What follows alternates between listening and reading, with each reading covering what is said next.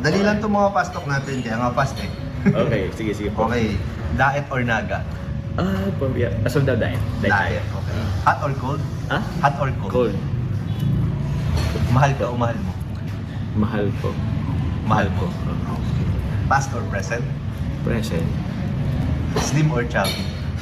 Chubby Bunny. Ay, chubby bunny. Ano? Ito, medyo mayroon to. Love life or career?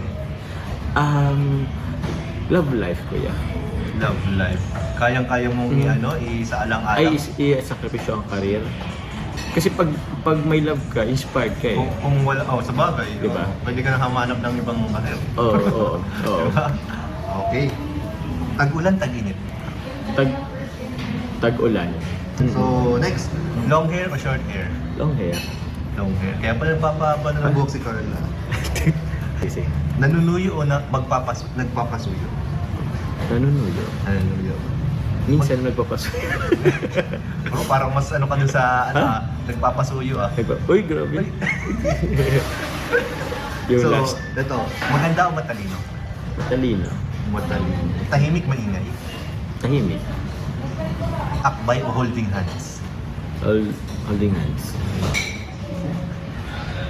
Bicolana o Manilenya? Di ko lang. Ito na ang last. Church wedding o beach wedding? Siguro beach wedding. Beach wedding talaga. Okay naman yung church wedding, kuya.